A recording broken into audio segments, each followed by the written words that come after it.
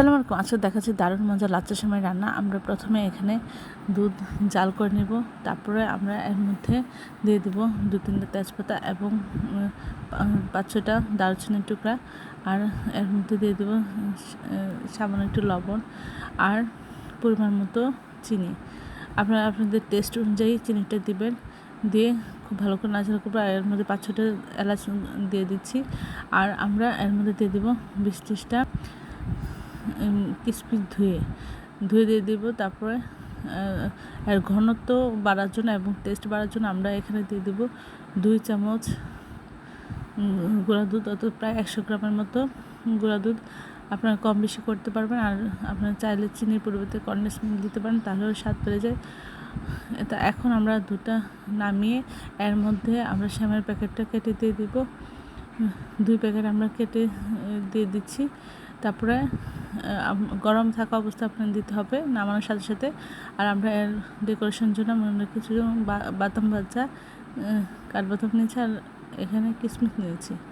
অসম্ভব মজা হয়েছিল, নামানোর সাথে সাথেই ফুরিয়ে গিয়েছে। আশা করি আপনারা এই ধরনের এই রেসিপিগুলির বাসায় একবার হলে ট্রাই করবেন। সবাই আমার চ্যানেলটি লাইক করুন, শেয়ার দিন, সাবস্ক্রাইব করবেন এবং প্রিয়জনকে বেশি বেশি করে শেয়ার দেবেন। চ্যানেলটি ফলো দিয়ে রাখবেন, তাহলে নোটিফিকেশন আপনারা দ্রুত পেয়ে যাবেন। আসসালামু আলাইকুম। আজকে দেখাচ্ছি নবাবী সেমাই বা বাদশাহী সেমাই। আমরা এর জন্য 2 চামচ ঘি দিয়ে আমরা 1 প্লেট সেমাই খুব ভালো করে লাল লাল করে আমরা ভেজে নেব।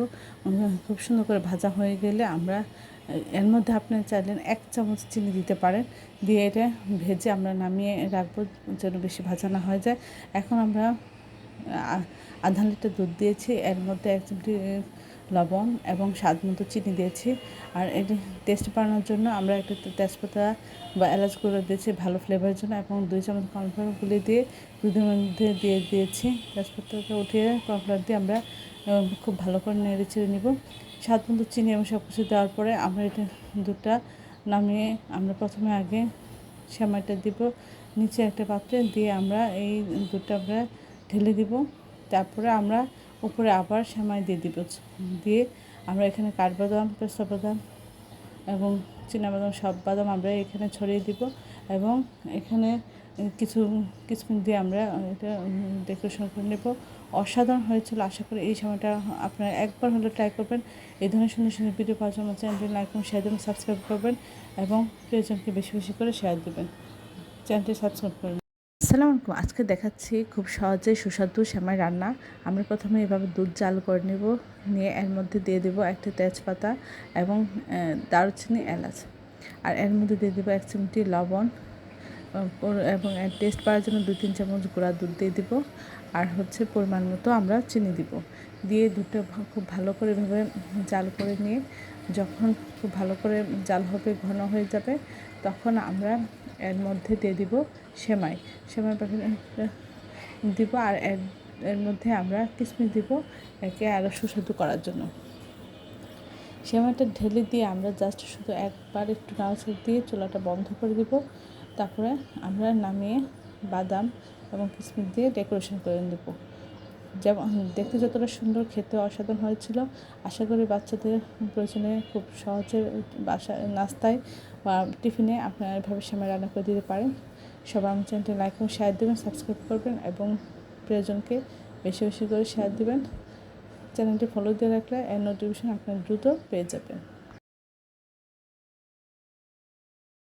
আজকে দেখাচ্ছি হাতে তৈরি করা এই সেমাই রান্না।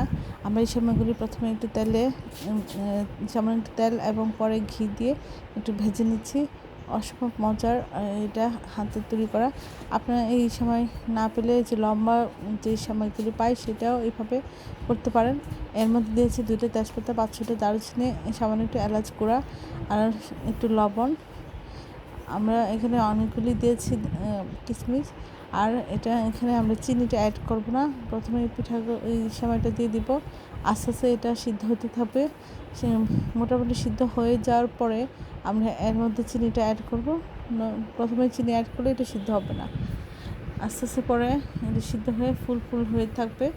তারপরে আমরা এটা নামিয়ে পরিবেশন করব। এখানে আমরা টেস্ট বাড়ানোর জন্য দিয়ে দিব 3-4 চামচ গুঁড়া দুধ।